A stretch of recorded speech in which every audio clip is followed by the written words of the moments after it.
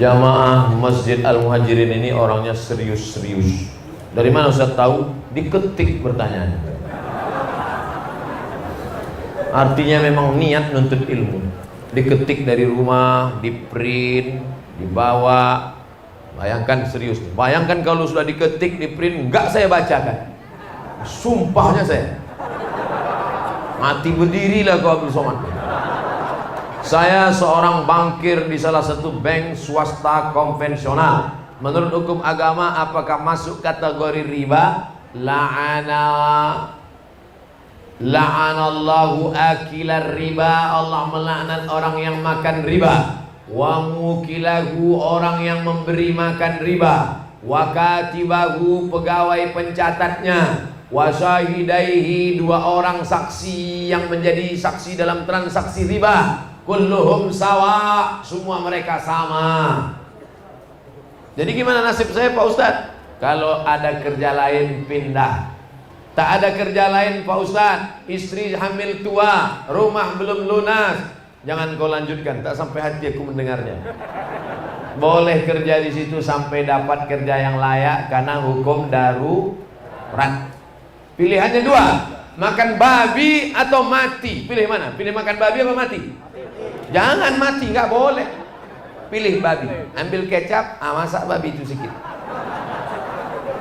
Karena kita tidak boleh pilih mati. La tulqu bi aidikum ila tahlukah. Jangan kau jerumuskan dirimu ke dalam kebinasaan. Makan riba, makan babi, sementara datang pisang. Tapi kalau udah datang pisang, tinggalkan babi, makan pisang. Jangan nanti datang kawan bawa pisang, bro, ini ada pisang. Makanlah pisang, enak babi ini. Apakah saya berdosa apabila niat saya hanya untuk mencari nafkah keluarga? Di bank ini gajimu 5 juta, tapi kau kerja lain 3 juta masih bisa hidup. Pilih yang 3, tinggalkan 5. Tapi kalau tak ada sama sekali Pak Ustadz, maka di situ engkau darurat, niat dalam hati, ya Allah, beri aku pekerjaan yang lebih halal, lebih baik, akan kutinggalkan yang riba. Alhamdulillah Ustadz Somad, dengan ceramah Ustadz kemarin saya sudah meninggalkan. Kapan meninggalkannya? Baru kemarin. Umur berapa? 56 tahun. Rupanya pensiun.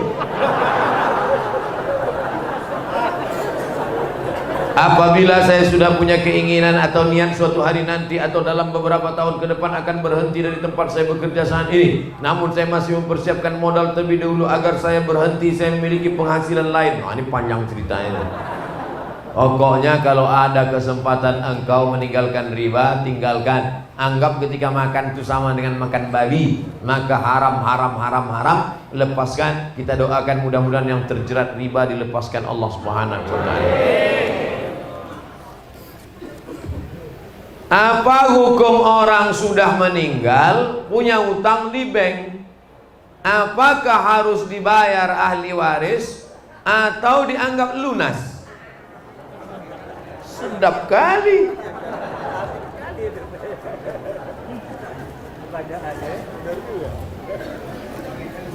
Min ba'di wasiyati yusi biha aw dain. Tidak boleh membagi harta warisan sebelum dikeluarkan dua. Yusi biha, keluarkan wasiat. Aw dain, bayarkan hutang. Makanya jangan bangga kalau bapakmu punya harta warisan 1 miliar. Boleh jadi utangnya 1,5. Makanya kita baca, jangan beli ruko ini bermasalah. Karena rupanya dibagi ahli waris tapi dituntut. Bayarkan dulu wasiatnya, keluarkan dulu hutangnya, barulah ahli waris boleh membagi harta warisan. Habis harta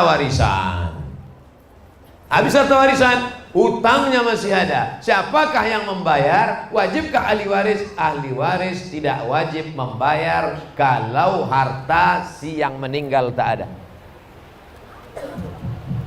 Ahli waris tes.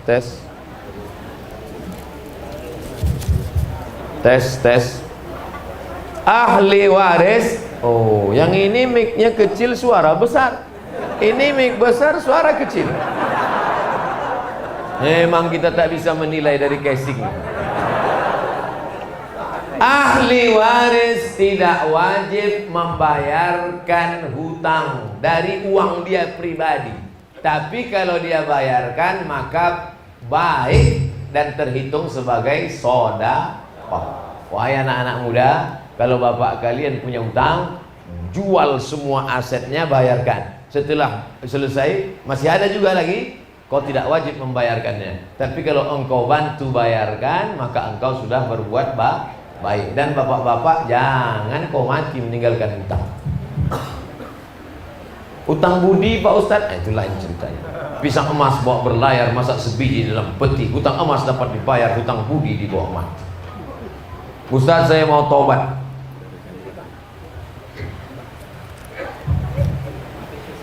Ya, baik. Kasih jalan sini, dari sini, Pak.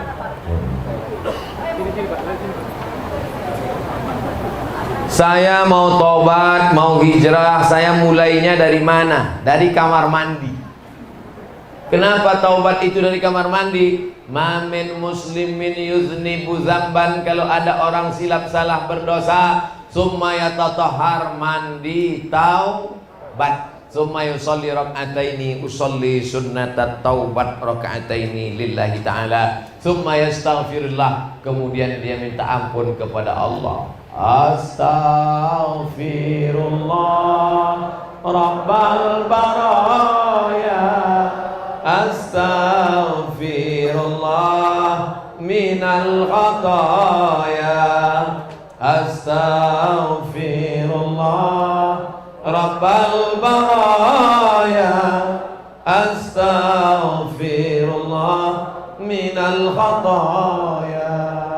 Usahakan menangis, meneteskan air mata, minta ampun kepada Allah. Ikuti pengajian kiai, habaib, alim ulama, tuan-tuan guru. Setelah itu banyak berinfak, bersedekah, sampailah istiqomah mati dalam keadaan husnul khotimah. Apa hak istri terhadap suaminya Pak Ustaz? Ibu punya sawit, amin. Di desa Semuli tanam sawit, tanam karet, apa tanam duit? Sawit. Ada semua. Oke. Ibu punya sawit 2 hektar, amin. Bapak punya sawit 2 hektar. Apa beda sawit ibu sama sawit bapak?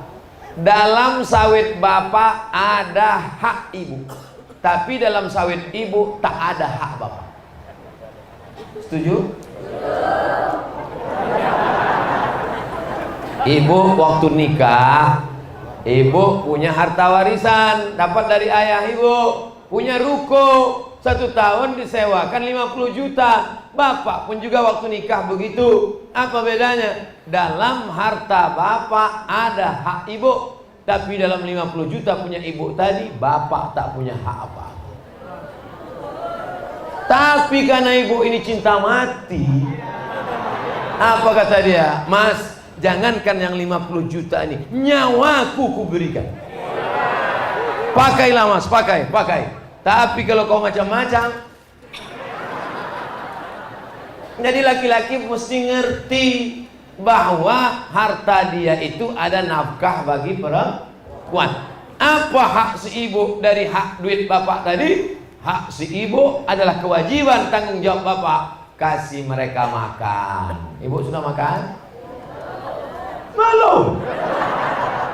Yang kedua, kasih mereka pakaian.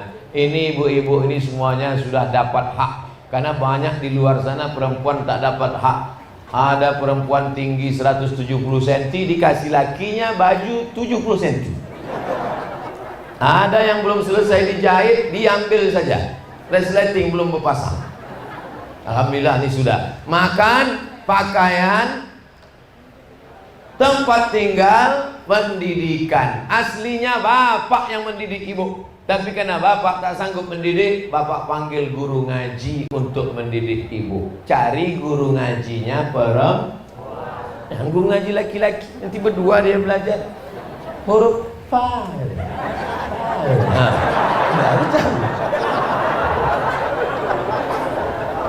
Makan, pakaian, pendidikan, tempat tinggal, pendidikan, perhatian. Kasih dia perhatian. Mama, mama, mama, mama kok nggak tua-tua? Oh, dia pun melayang ke awan. Padahal dalam hati bapak, udah peot.